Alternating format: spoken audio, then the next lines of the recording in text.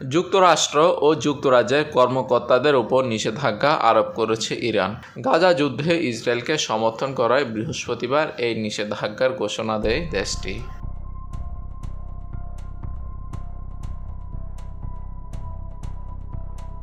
বার্তা সংস্থা এএফপির বরাত দিয়ে এ খবর জানিয়েছে সংবাদ মাধ্যম এনডিটিভি। ইরানের পররাষ্ট্র মন্ত্রণালয় এক বিবৃতিতে বলেছে, ইসরায়েল ফিলিস্তিনি স্বাধীনতাকামী গোষ্ঠী হামাসের বিরুদ্ধে যুদ্ধ করছে। এই যুদ্ধে ইসরায়েলকে সমর্থন করায় কিছু ব্রিটিশ ও মার্কিন কর্মকর্তাদের উপর নিষেধাজ্ঞা আরোপ করা হয়েছে।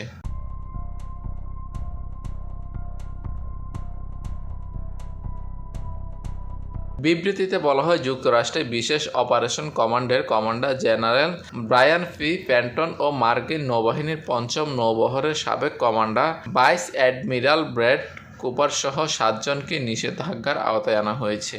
এছাড়া যুক্তরাজ্যের প্রতিরক্ষা secretary of state Grant Shapps, British সেনাবাহিনীর কৌশলগত কমান্ডের কমান্ডার জেমস হুকেনহুল ও লোহিত সাগরে যুক্তরাজ্যের রয়্যাল নেভিকে নিষেধাজ্ঞায় লক্ষ্যবস্তু করা হয়েছে বলে উল্লেখ করা হয় বিবৃতিতে।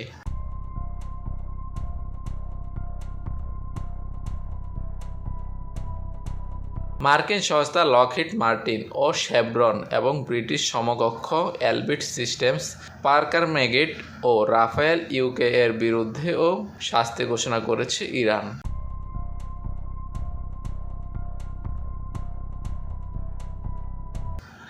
News desk, TVC news.